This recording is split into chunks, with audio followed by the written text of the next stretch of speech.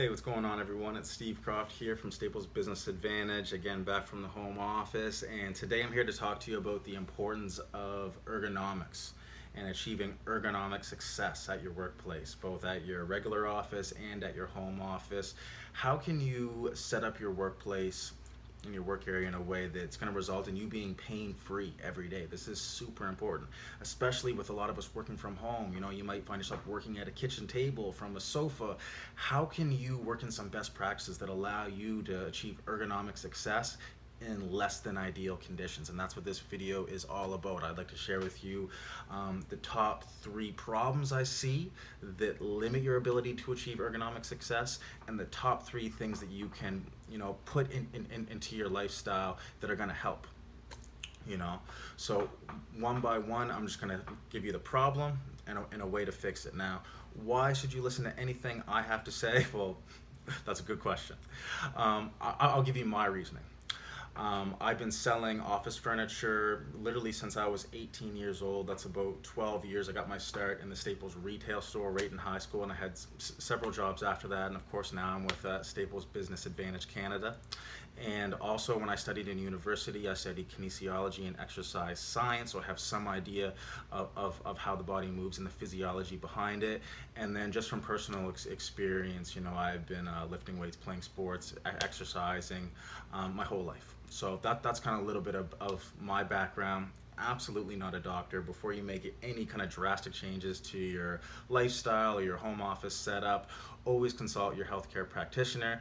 This isn't meant to be medical advice.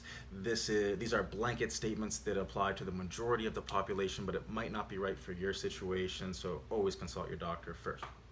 So now that we've got that out of the way, what are the top 3 problems I see inhibiting you from ergonomic success, and what can we do about it? Number 1 is lack of movement.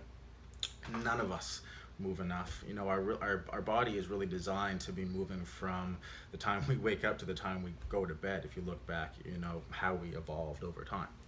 So our body expects us to walk. Our body expects us to be moving around all day. So you can imagine if you're sitting in a static position for 6, 7, 8 hours a day, that can cause some problems.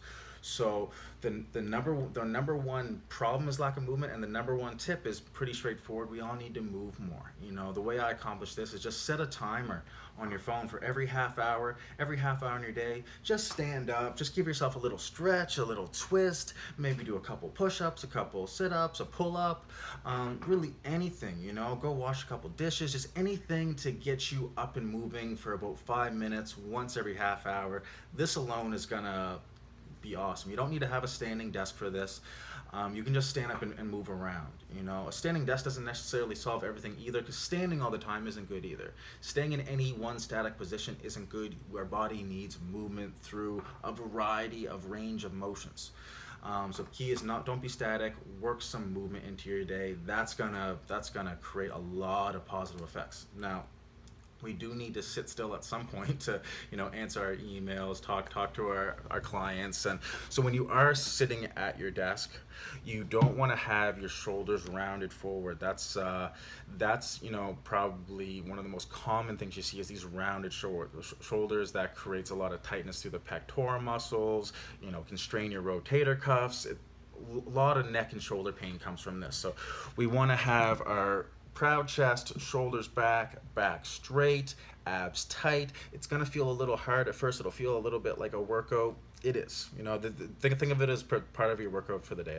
But you'll get used to it, and it's the proper posture for you. Second thing is your wrist. When your wrist is on the desk, it should be parallel. It should be parallel to the floor, and your thighs as well. Your thighs, when you're sitting on the chair, the thighs should be parallel to the floor as well.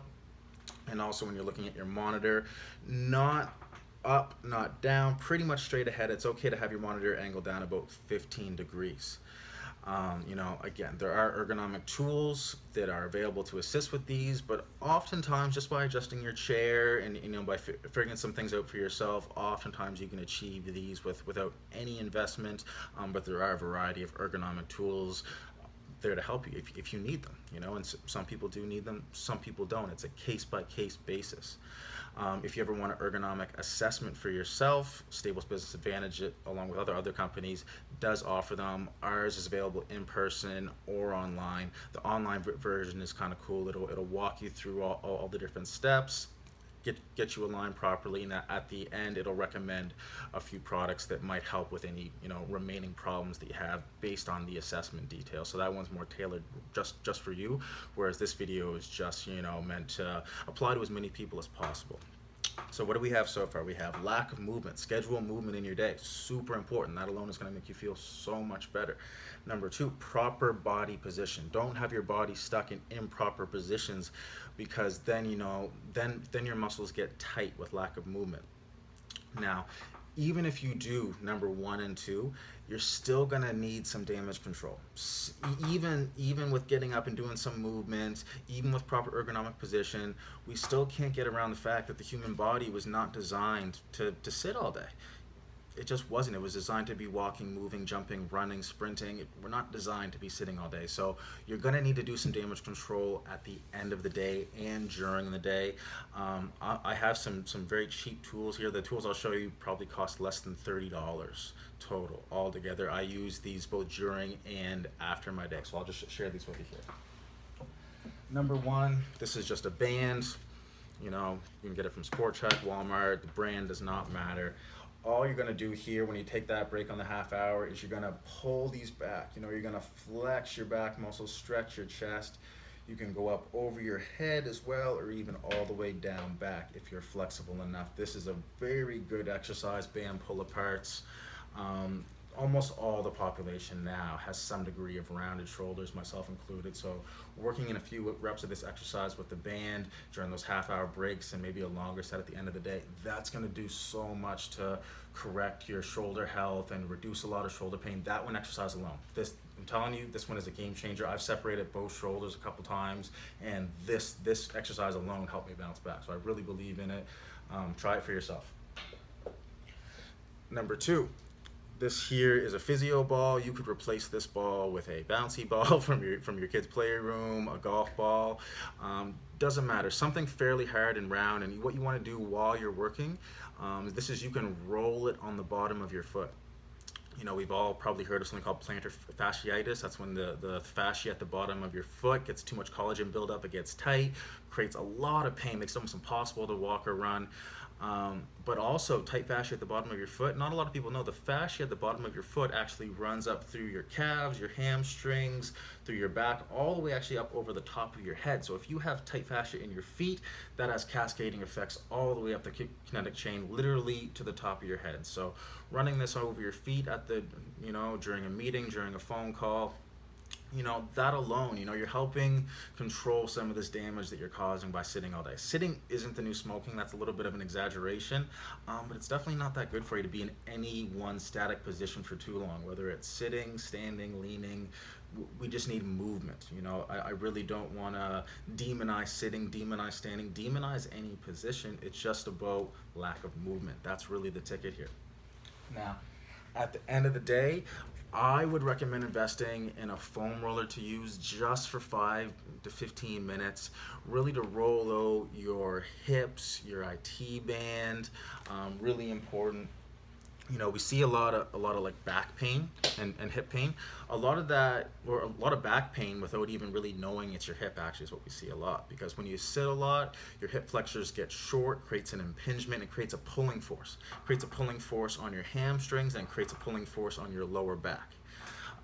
So oftentimes, you could have a pain in your lower back. Your back is actually structurally fine. You have tight hips that's pulling on that structure, which is really causing the problem. Anyone that's had an injury can probably attest that where you're experiencing pain and where the root cause of the problem is, oftentimes those are 2 different places in your body. Our body's covered and enveloped in something called fascia.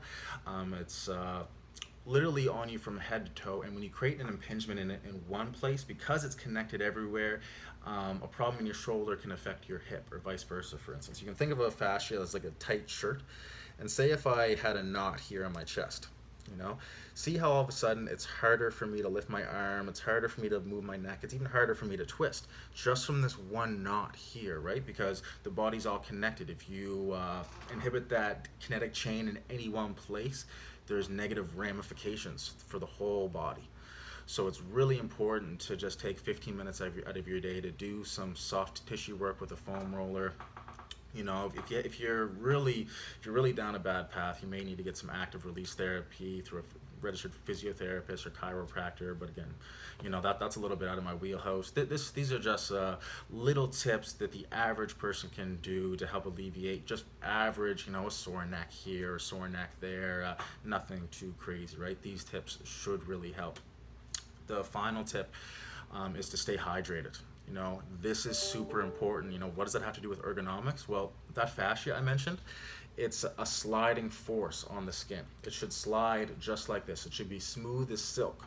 What happens though is that when your body's dehydrated, your fascia actually needs a lot of water to stay hydrated too. So when your body doesn't get enough water, your fascia doesn't get enough water, and all of a sudden it doesn't move like this, it moves like this. It's sticky, it gets rigid.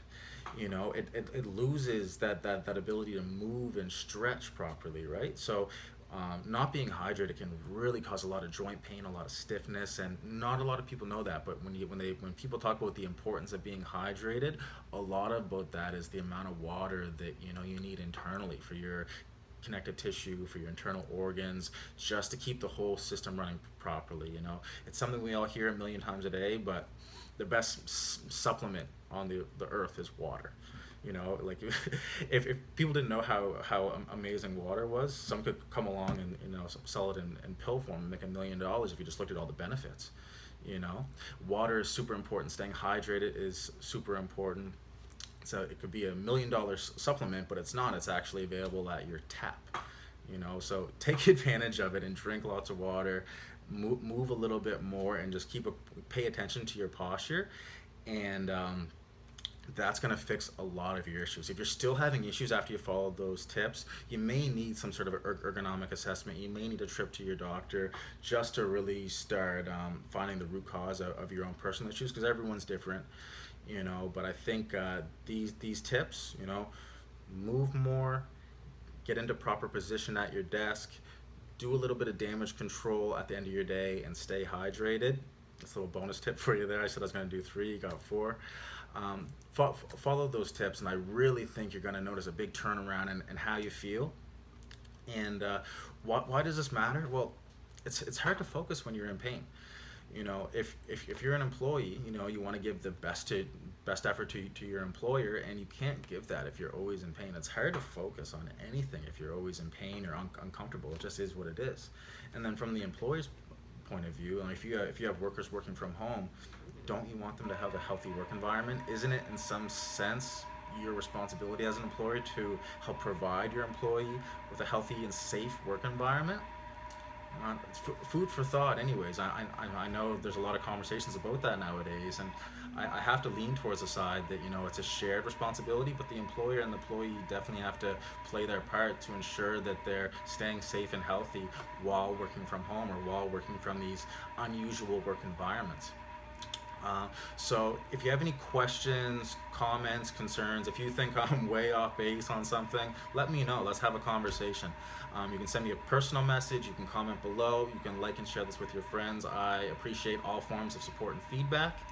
And if there's any specific topics you'd like me to make a video on in the future, let me know that as well. You know, definitely done have conversations in the comments, and look forward to your feedback.